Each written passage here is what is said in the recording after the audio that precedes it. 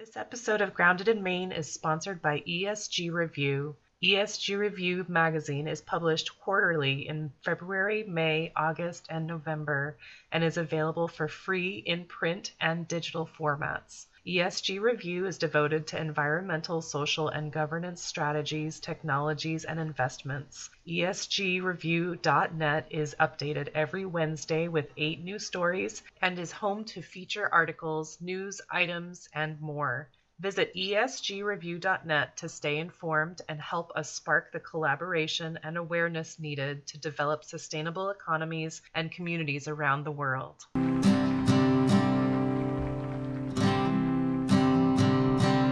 There's a place where there's no trouble, no more pain, no more struggle.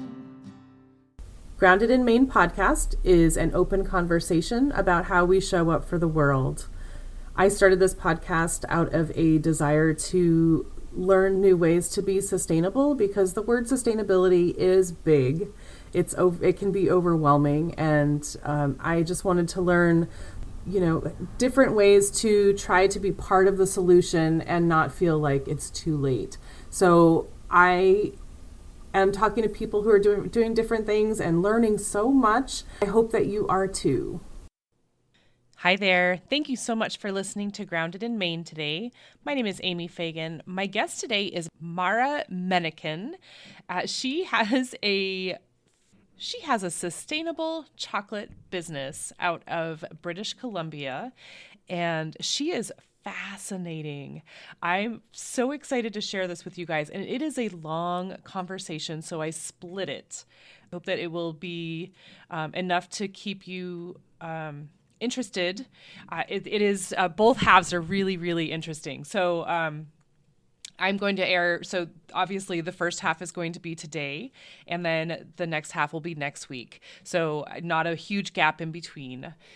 But so she just has such a great story, and she is so passionate about the reason for sustainability. And I don't know, something about Mara just really stuck with me, and I just I couldn't stop her from talking. Like, I just wanted to hear more from her. She just she's done so much research, and she's just really worked so hard for what she has, and she is so knowledgeable about her field of work. And so I am not going to, I was learning a lot. I was really enjoying it. And I really, really, really, really, really want to support all that she's done. So I hope that you guys enjoy this, and definitely stay tuned for next week because, oh my gosh, she's just so great. Anyway, thank you so much for listening. If you love this podcast, please feel free to rate and review it wherever you're listening. And feel free to share it with somebody that you think would enjoy it. If you don't love it, feel free to let me know. You just send me a message somewhere and let me know what you feel like you're missing so that I can try to fix that for you. And if you have anything that you would like to add, if you would like to be a guest on the podcast, feel free to do that as well. Just message me or go to the link in my bio where I have a guest form link, and you can just apply to do that. And I would love it. It would be so much fun. Anyway, thank you so much again, and enjoy this conversation with Mara. My guest today is Mara Mennicken. Mara has a business, a sustainable chocolate business. It is called the GOOD Chocolatier, and Mara is out of British Columbia. Mara, thank you so much for joining me today. How are you?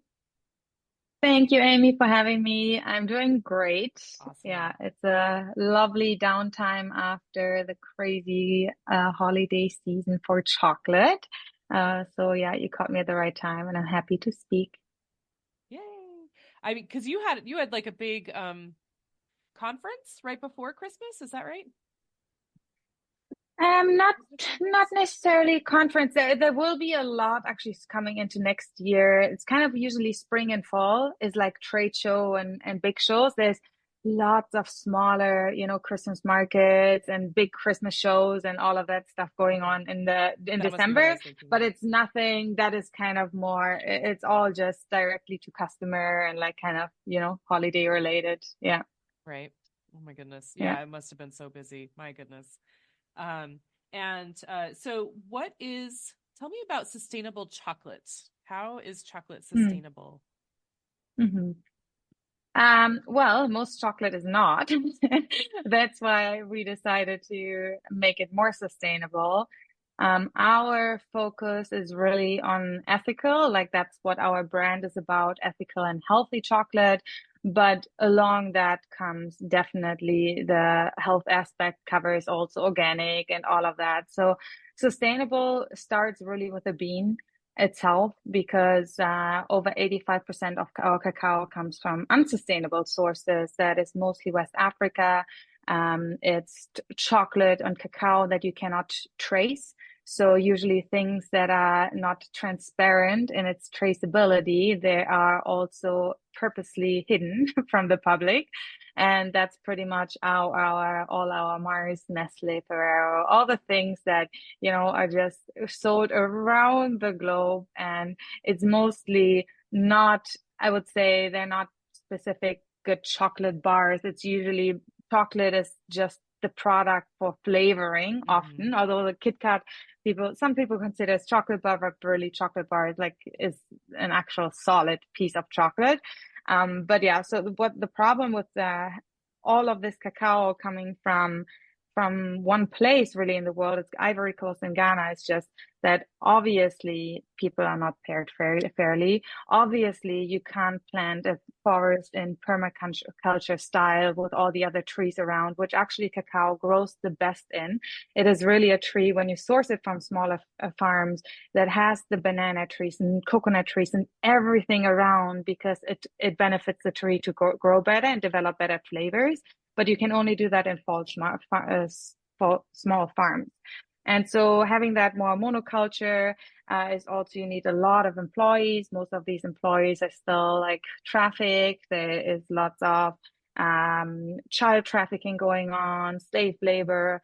It's super, super dangerous for people to work because you still have machetes to really harvest the cacao and all of that. So what actually is so important about cacao, just like coffee, is really where the original product comes from, which is the cacao bean in this case. And the lowest standard you could get is fair trade, which already does an excellent job, I have to say. We only became certified, I think, maybe a year ago.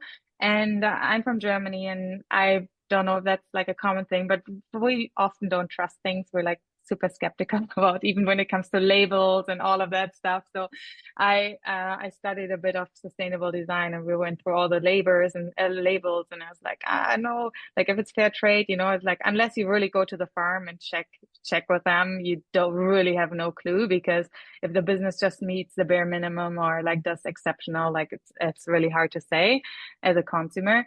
But fair trade is like does a really, really, really good effort that at least the farmers are safe. They have surplus money to send their kids to school. If they don't want to take over the farm, they can Mm-hmm. actually do other stuff, and they're not forced to continue what they're doing because that's the only choice they have. And it also comes with a lot of the health factors and like not using any pesticides and everything. And we think usually that's just the organic standard, but no, it also makes it unsafe for the farmers if you use them. So fair trade also goes beyond that, because all of that might be a health risk for the farmers. So that's already, in my sense, fair trade and organic is kind of is what for me is sustainable chocolate. And then you can go above and beyond that, right? Most craft chocolate is direct source, made the deal with the farmer themselves. They often pay like 10, 20 times as much as even a regular, fair trade bean would Right. cost. And it's really making sure that these people benefit.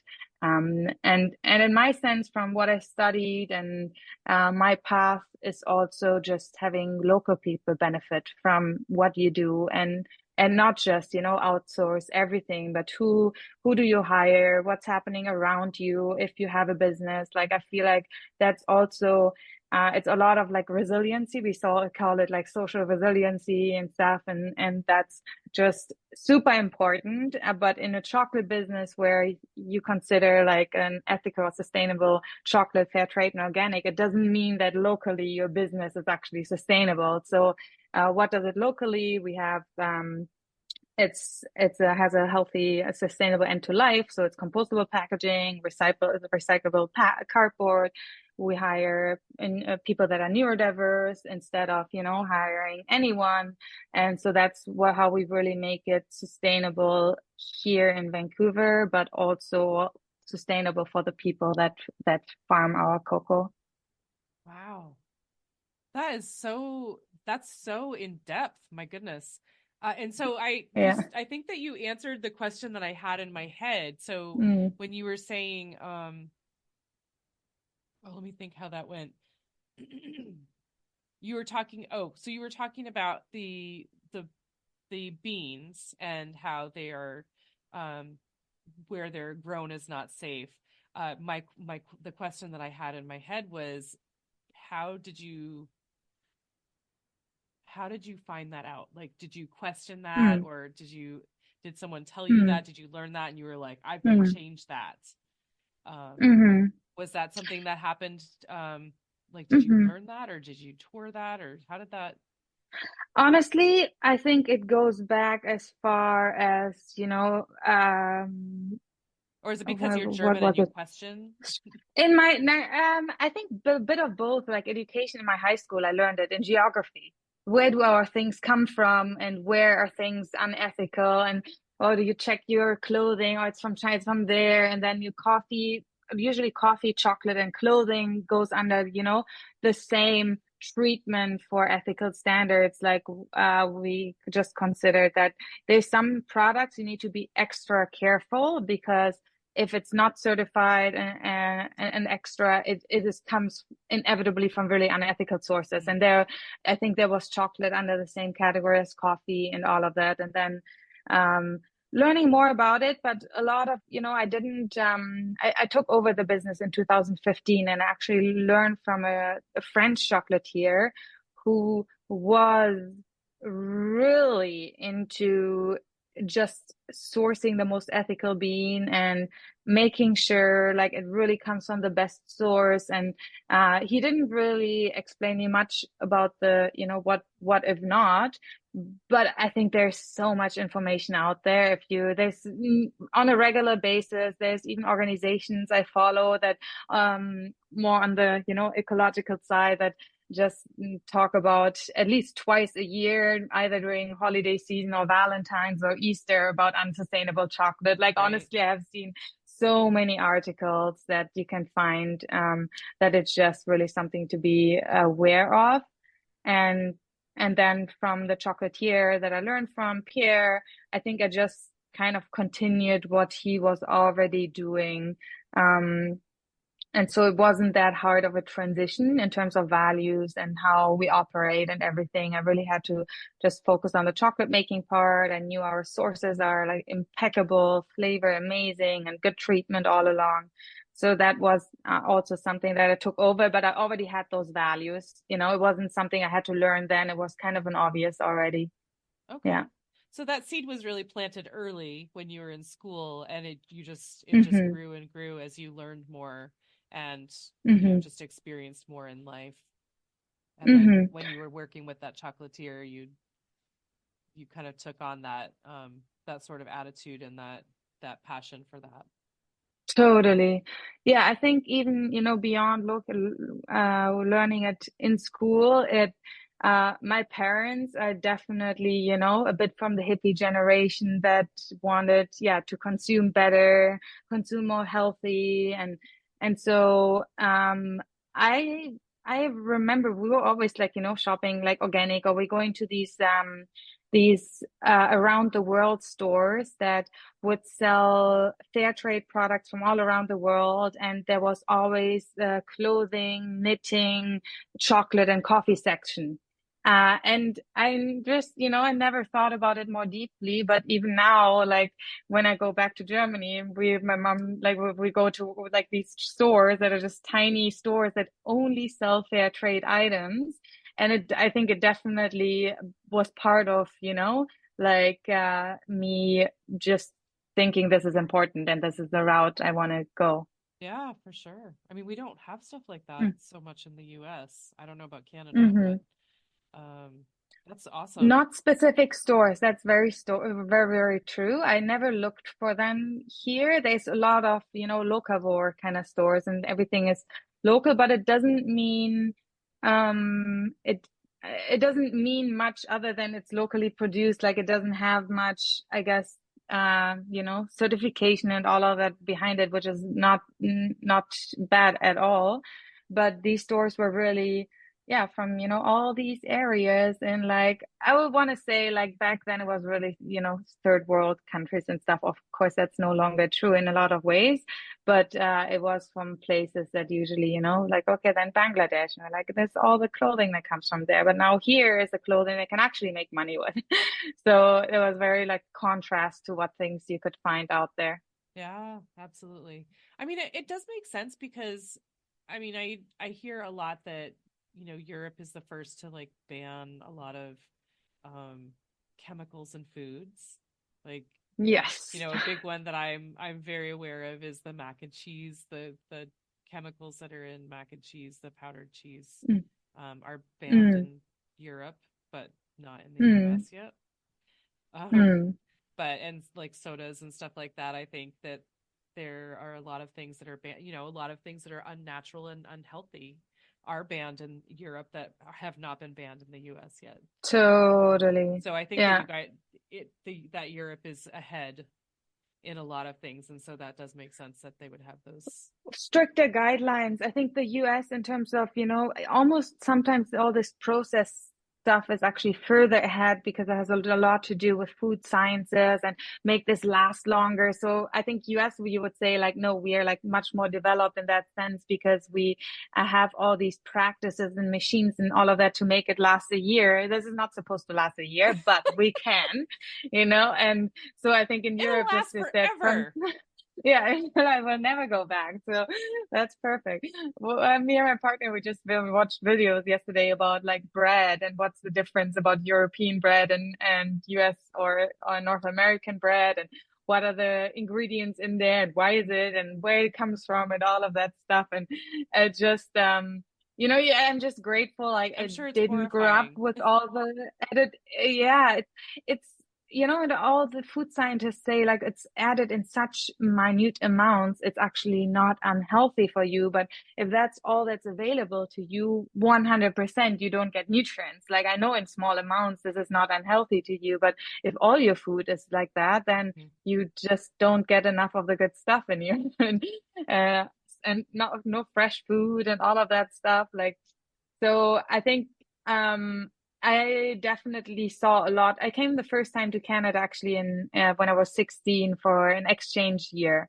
And um in the first half year, although I was like exercising a lot and I don't think I was like eating regularly, I gained I think at least 10 kilograms in like half a year. Just doing like normal, it's like I wasn't aware. And then actually the second half I was paying a lot of attention and I think I just I paid more attention to what I was eating, more like fresh food and all of that. And it was like easy in Europe, pretty much. I didn't have to pay attention to losing weight or anything. I just went back and I lost Mhm. weight from eating normal. So that's also crazy. Like it just makes being healthy so much more easy because all these things are not stored as fat because it's just regular nutrients. Yes, they might be high calorie, but they just that doesn't mean they're stored as fat. So Right. definitely there's like a big difference. And frankly, like when I eat stuff here that's ultra processed, it just doesn't taste good to me. It has no flavor whatsoever, or like it's highly just like I have zero attempt, desire to even eat these things. It just doesn't really have a lot of um, yeah, Right. inspiration from me. Yeah. I mean, so the US, I've said this before, but the US really grabbed onto the convenience, like during the World War, I think World War II. Mm, We created a lot of convenience foods because the women were going to work to support the families while mm, the husbands were at war and stuff like that. Convenience mm, foods came out, and it was just this exciting thing that people could make food mm, really fast, and we mm, just doomed ourselves really with all the chemicals and stuff, and then oh my mm, gosh, the plastics after that for mm. storing things. um we're I don't know, Yep, it's too bad. yep. It's too bad. I mean, I right now my full-time job is in healthcare, and so I work for a healthcare company, and I'm seeing a lot of like 60 and 70-year-old people are going to the doctor a lot, but those are also the people that were like, they had the cigarettes and the alcohol and all those convenience foods like pushed on them, like this is going to Mm, make your life so much easier. And mm, you're going to be so cool if you're smoking these cigarettes and blah blah blah, like all this stuff, mm, and and now they're all sick all the time, which is just mm, really unfortunate, and maybe it's just a coincidence, but I'm seeing that and I'm thinking mm. maybe it's not a great plan. Totally. Yeah. Um, so you were saying, so ethical chocolate, back to that. You have, so your packaging, you said, compostable packaging? Yes. Yeah. So it doesn't have like a Compostable foil wrapper? plastic for the It doesn't have a foil, no, because aluminum even has a bigger footprint than plastics, actually. And that's like a single-use aluminum, right? The foil. So I was like, no, definitely not that. And plastics, the thinner layer, that was my only option for the inner layer, right? Because I can't just wrap it in paper. It's not food safe, at least to the standard that it was 2 years ago when I was looking for new packaging. And the compostable plastic just kind of took off. Definitely in the single-use space, but as food packaging was still very tricky. I actually sourced mine from the US because Canada was not far enough developed that you had very thin compostable packaging that doesn't decompose with your food, right? Right? It's like a challenge because it's like Yeah, it just, of course, then you put it in the fridge and then the moisture and like there's so many things that don't make it food safe. So it's actually very difficult to develop the compostable packaging for food. And so I just decided to source it from the States, and then also with the whole um, throwing it out, right? End of life use is also was then a challenge because you're like, well, uh, there's not really machines yet and equipment yet to can even compost all this compostable plastic. So really, right, please stop it because right, our machines get plugged and we cannot compost it. We don't have enough organic waste to compost all the right, compostable plastic out there. right, So I worked a bit in sustainable urban development where, I've then visited like waste companies and stuff. That was pretty cool because I could pretty much steer my role wherever I wanted to and like anything sustainable innovation. And so I was just super interested in waste. Even in my university, I was in like kind of the food waste pro team and taught people how to use the zero waste cans, which is like 5 different garbage cans. We was implemented in Vancouver maybe 6, 7 years ago.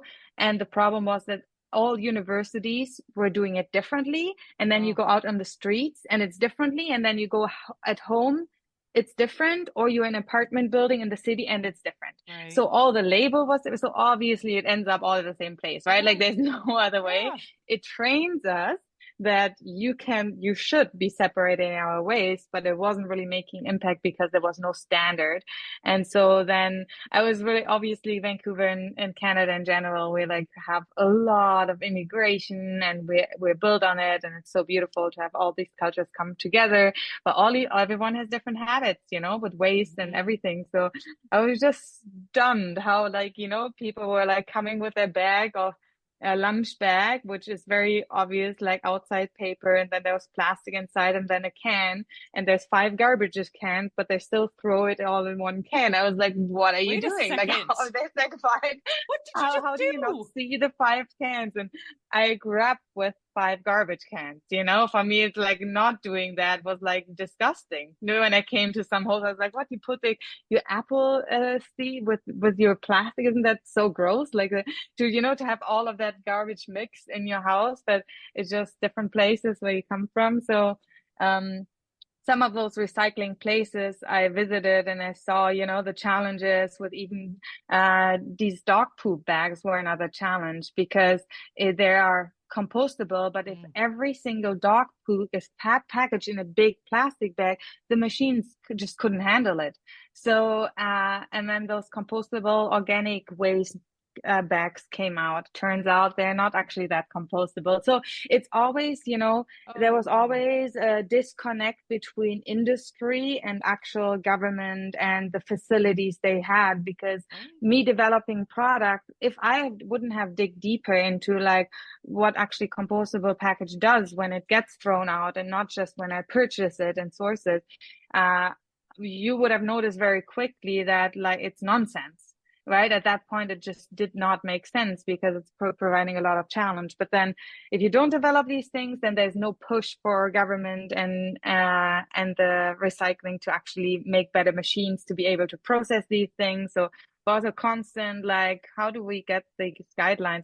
Do we get on one page from oh my like gosh, industry yes. and government? But now ours is like backyard compostable. It's certified 60 days. It's a thin plastic, and you can compost it in your home waste, but you can also compost it just throwing it out. And so that was kind of my direction to take. Initially, I wanted one layer that is kind of now we have that a lot, but compostable pouches. I have that for my bulk product, but there's like one pouch and it has like a foil in the inside. So you just put the bar in and you seal it with a Ziploc. And it's all 100% compostable. But when I was like developing the packaging, it was just too difficult at that time, and it was crazy expensive. And so now there's a bit more out there, but we just settled on what we have, and we had to like go through with the rebrand and everything. It took 2 years actually to go through the rebrand because Wow. of the whole material situation of like design and all of that stuff. And yeah, so it took already forever. I didn't want to wait any longer. So compostable inner linen and recyclable outside cardboard was actually what we decided on. Well, that's amazing that you Yeah. you had the patience and the drive to really to wait that out and to keep pushing to find that. I mean, I would guess that a lot of people would just be like, it's literally not out there. Like we just have to give Yeah, up. totally. But Totally. you're like, I refuse to give up. This is too important.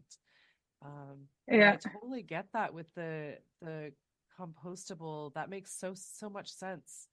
That Mm. that to put out these like mass amounts of compostable plastic, and people are like, "Ooh, compostable! I'm just going to buy so much of this, and I'm going to throw it away, and it's going to be compostable, or just put it in my compost." And it's like it's so much that you need so much organic waste to offset it, right? Yeah, totally. I think there's only a very small percentage that the the industrial composter can handle of plastics, no matter if it's compostable or not. It's maybe even 10, 20%, maybe by now they're 20%, but imagine in universities, and that's where I started like looking into this or working with a team, and we did waste audits from the whole university, like the amount of compostable plastics in general and mixed use and all of that compared to the actual organic bin. Like who eats an apple or the banana in school? But that's pretty much it, right? And everything else, if every single thing is single use compostable plastic, that Right? was just way too much. And Yes. airports and everything, like the places where it's like a really high usage, and there's no way of getting actual proper organic waste. It's just that it doesn't Sad. even help at all. Oh man, Yeah, that's a bummer. Like it just is yeah. so mm, I think there's no like, real solution to it. And the solution, once we think it's solution, then 2 weeks later, there's no longer a solution. And yet we have to keep innovating and keep developing in that area too. Like, um, but it's just, there's changing a lot. And I think what I realized in working for this urban development firm that, there's we always have to look at what actually is the most unsustainable in our city or area to really make the impact or make the changes where it has the biggest impact, right? And in whatever is available to us and whatever means we have to do that. But in terms of percentage of like even greenhouse gases of plastics and mhm. stuff, like it's nothing compared to like housing market, flying, and a lot of other industries where we were working mostly with like buildings and everything. Turns out more than 40% of greenhouse gases were coming from actually building the homes shitty in Vancouver. Like they're so unsustainable. A lot of them had still single glass windows, a Right. lot of them zero insulated, and so you constantly feed this house energy and you lose it right away. And that was actually contributing so much more to anything that, makes the place unsustainable than even the plastics. And yet everyone was focusing on the plastics. And you make a change wherever you can. And not everyone can build a house and, pay for Right. whatever passive house or anything. But it's just putting things in perspective, traveling more locally and all of these things, flying one time less. You can use plastics all you want for 3 months, to just put that in comparison. And that was kind of also where I just realized where it makes sense to put my energy and where it doesn't make that much sense because things change all the same, like especially with plastics, right? In Germany, like I grew up with separating my garbage, in 5 different things, and that's how everyone does it, and that's how everyone will do it forever because we've been doing it for so long. But half of this stuff, or more than half of this, we were selling our garbage to China, and we were like incinerating it and we're burning it, like, but then you're like, why am I even But separating all this stuff? Like it gets incinerated all together. It's like, oh yeah, but it's a good habit. Just keep it, So there's so much oh my complexity gosh, in that's that so industry awful. that I rather focus on maybe things where I have a bit more certainty that actually they do something, and sustainable energy sources and renewable energy. Like I'm no engineer or like, all of that, but that's really what moves the needle in the bigger picture. Right. And so yes, we have hydropower here in Vancouver, which is a renewable energy source, but still, like if we would build our houses a bit more insulated, we would actually use way, way less, and we could put that energy elsewhere. Like, but that's then the excuse here to build the houses very badly because our energy is so cheap. Right. So it's kind of yeah, it's just sustainability, as you said. Like there's just everyone has a different meaning for it, or everyone practices it differently in their lives, and respect to all the different areas. As long as you have a bit of awareness, I feel, saying like, oh, I can't do anything, so I just live my life how I want. I think Right. that's also not a fair solution. But maybe, yeah, I can't make an impact there, so let me focus on that, because there's always something that you can do, no matter what it means to you.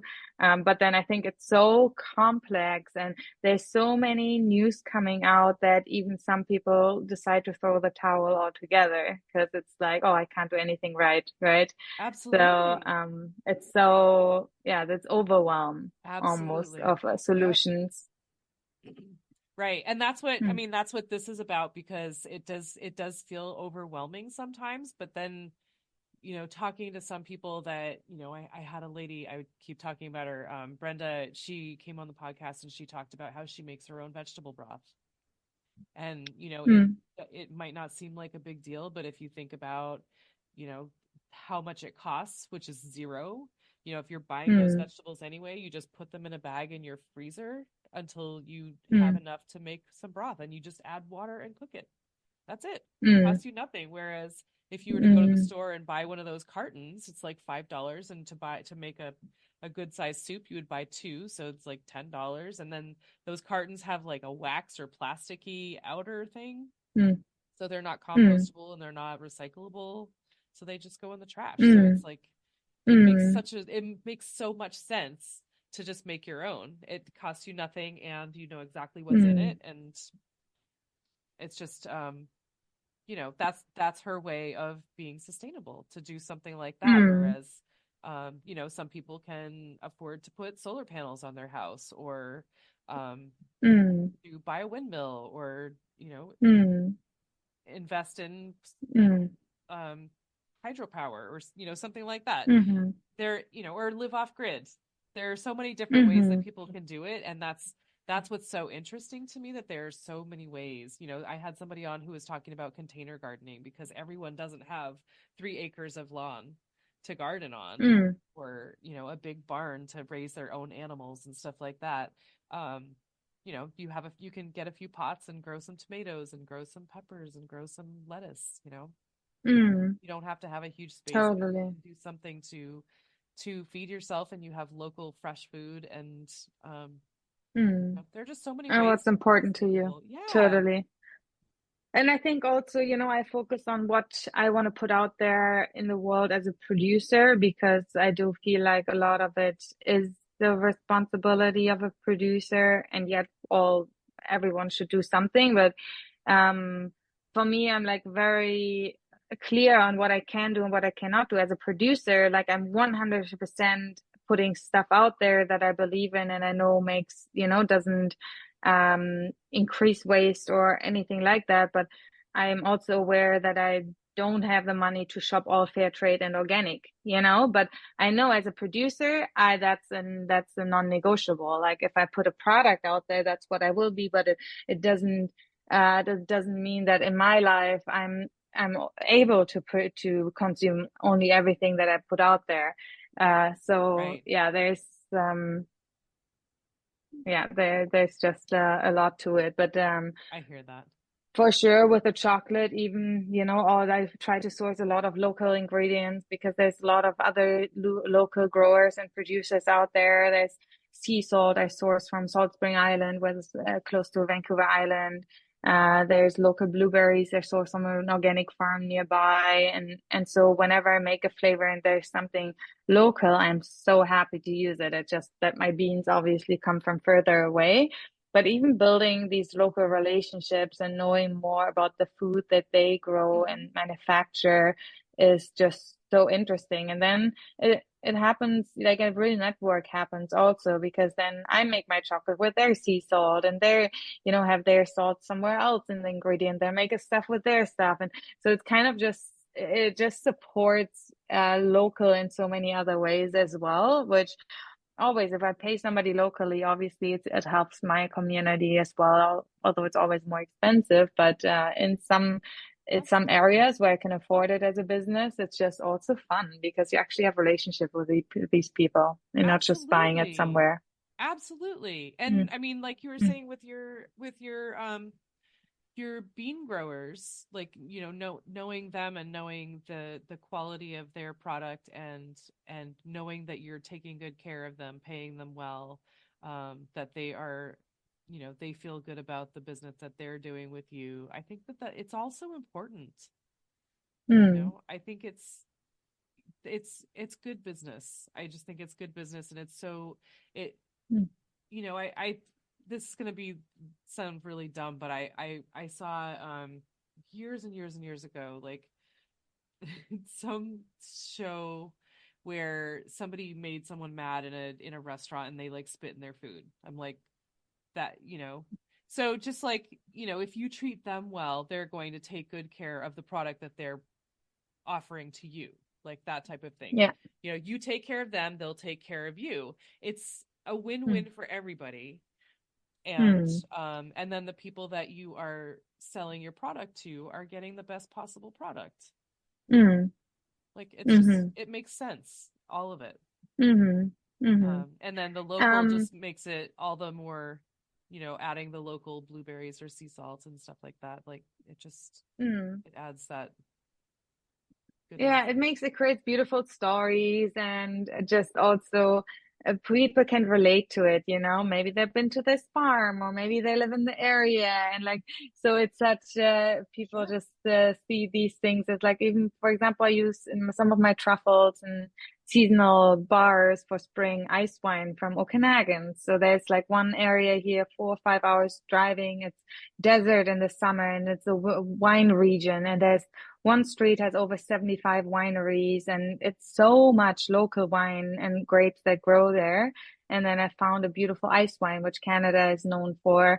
And so that people, it's a specialty item that is like so Canadian. There's only 3 places in the world where that's produced as well. Germany is actually one of them as well, but it's just the like decadence that people have from Canada, or bring back to their families. And then they have like a truffle, or like a one bar that actually has it. And I know the winery, I've chatted with them, they've been there and made Yeah, that relationship. So for me, it's so much more fun to sell things where I know the people as well. I can absolutely. tell you for every single bar, I can tell you one story or one ingredient and why I chose it.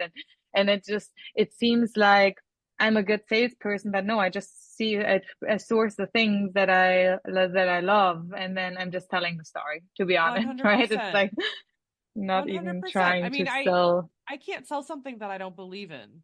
And so I think that Mm-hmm. that's so important for you as the the maker, Mm.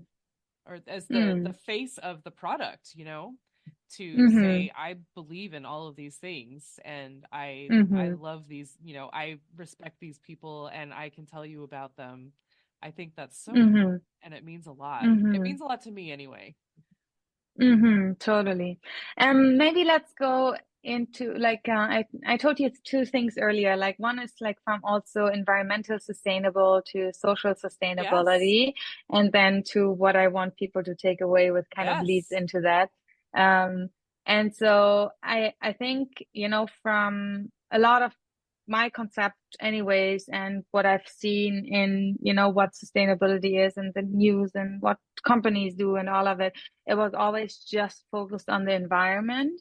And at one point, uh, I think it was actually when I was studying sustainable design in Cologne. It was only for a year, and then I decided I want to come to Canada anyways, but I learned a lot.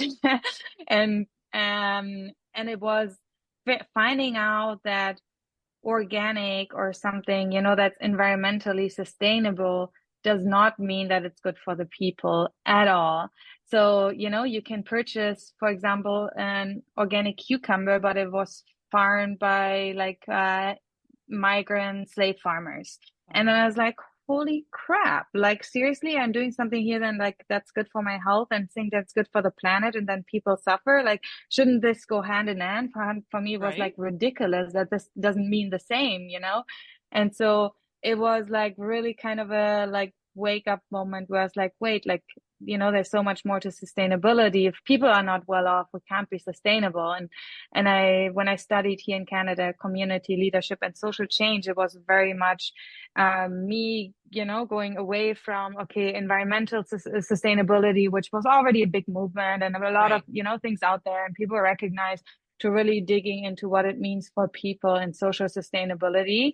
Um, and so I wanted to just focus on that, because I was like, there's not so much marketing around that. It's like there's greenwashing, there's all of this. But for example, like organic, obviously, it's much bigger out there than fair trade or being a B Corp, where it's like that's really about how do we treat people, and who benefits and who doesn't benefit. And so when I studied, I also realized like a lot of people, young people, I was already considered an adult student. Like I was like, I think 23 or something, but most people who study, they're like 19 and younger. So already at least, I traveled a bit, like I seen the world, and I come back to Yeah. like, okay, really knowing what I want to study. And I saw like a lot of people, want to go out and change the world and help people in Africa and volunteer here and there. And I was like, there's like a lot of things going on around you, and the social immediate means that you can walk 2 blocks away and you're gonna see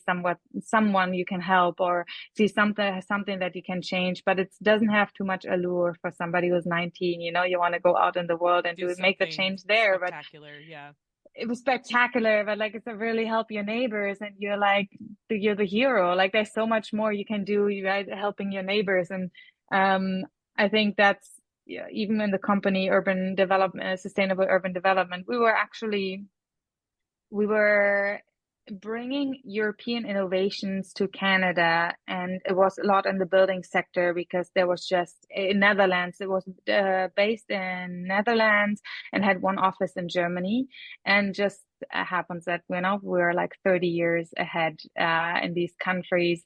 I learned in that job that I grew up in a passive house, and it was built like 25 years ago, like now over 30 years ago, and it was just something brand new in Canada. So seriously, 30 years kind of behind in what you can do with houses and how they can be built very sustainable. But so it was a lot in the building industry, but because I had a lot of flexibility, I actually brought us like, how about like, let's not just focus on European innovations, but also local sustainable innovations that we can highlight and people don't know about. And there's a lot in the foresting industry, right? A lot of people study forestry, there's massive amount of trees and stuff, but what products are we not using that are even made locally, and what kind of innovators and cool people can we highlight here? Because that relationship goes way deeper. And sometimes it's long lasting because you can actually meet them, interact with them, and all of it. And so, yeah, I just figured, the social sustainability side needed a lot more spreading and awareness. And that's why I think also the social enterprise for me was just a given that a social enterprise is also environmentally sustainable.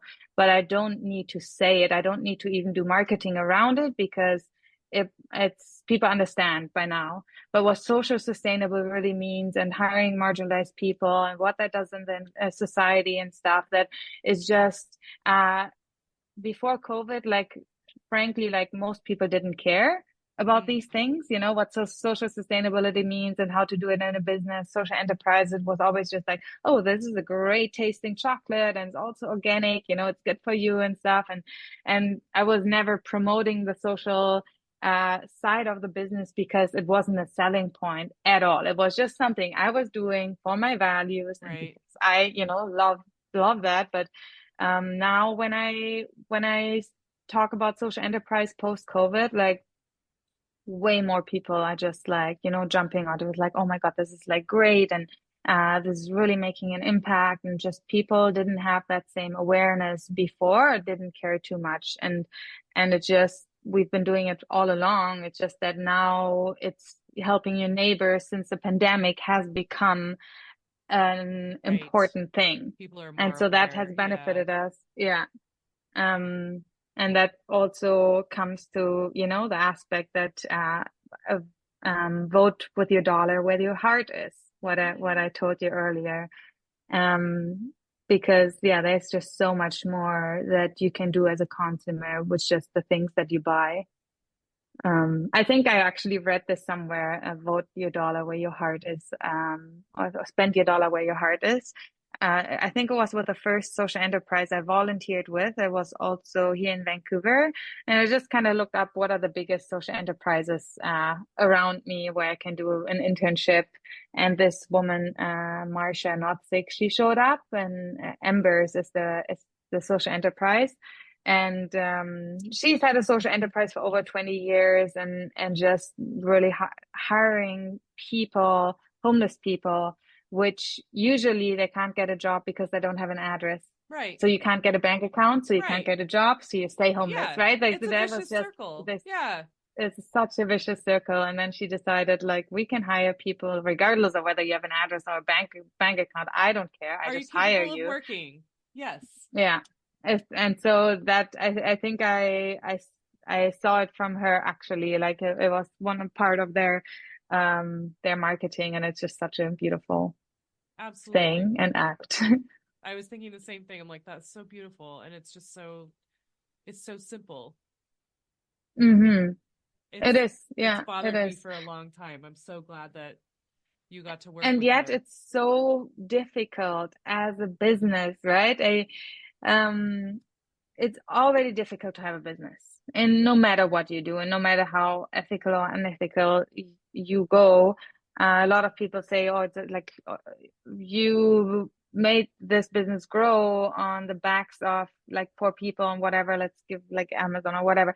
I don't believe any having after having had a business for like 60 years, I don't believe any kind of business is easy to grow. But it is even more hard if you have to consider all these other aspects. And in just to give the example of my packaging again, for me it was like, oh, you know what? I want like one sleeve, one pouch because it's saved me gonna cost gonna save me time and labor because I only now need to do one layer of packaging and ready it is, right? But my social enterprise, how it started was actually having people with autism do our packaging because it was food safe. They're incredibly good at it and doing routine work and be doing detail work. They find so much pleasure in doing something that's exactly the same and giving their best and that looks perfect every single time.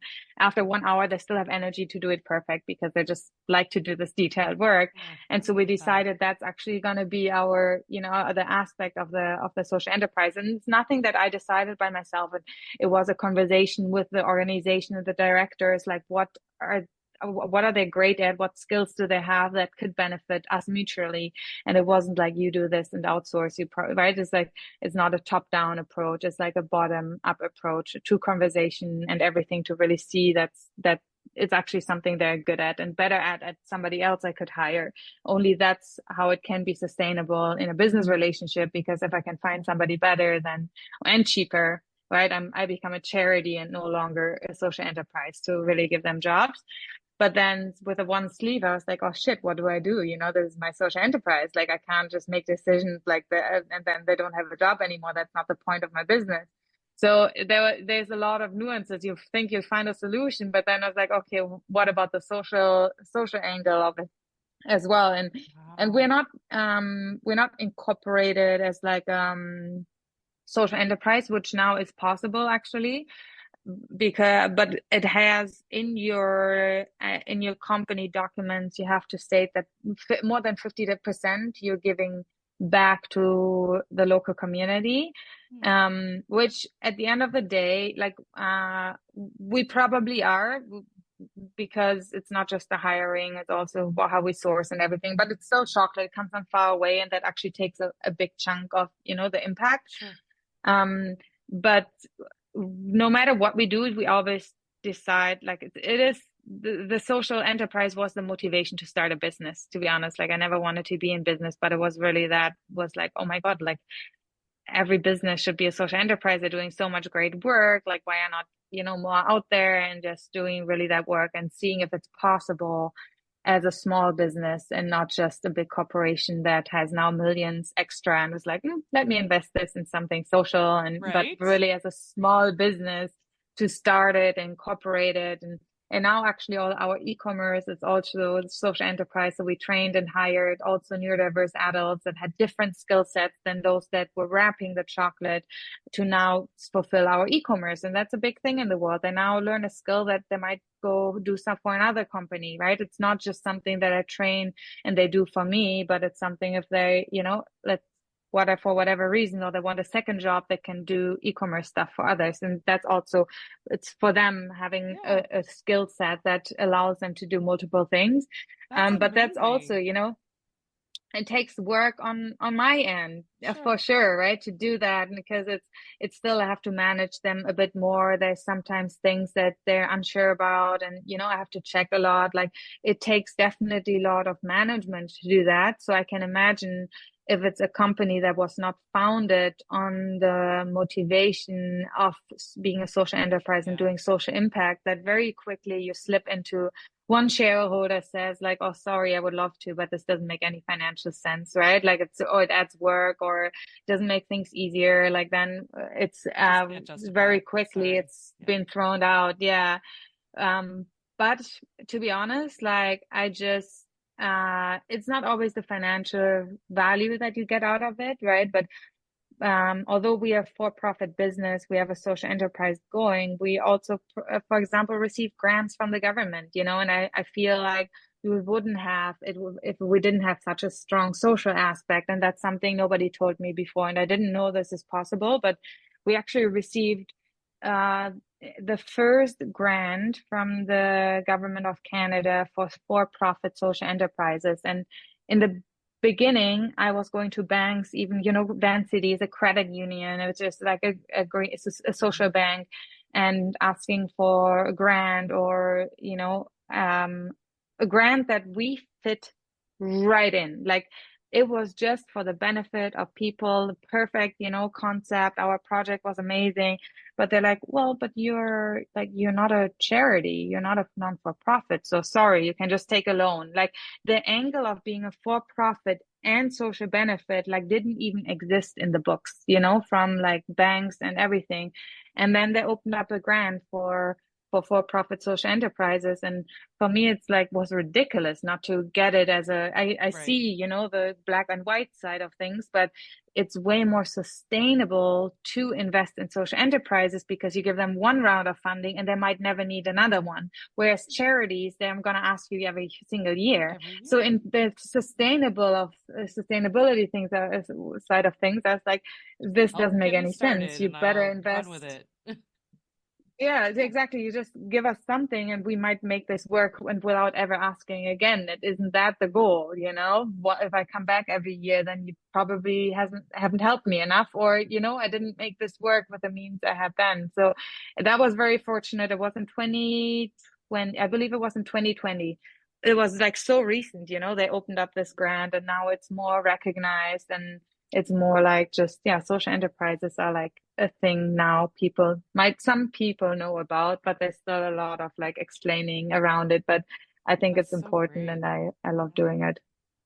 All right, y'all, please don't forget to tune in next week to listen to the second half of this episode, to this conversation with Mara.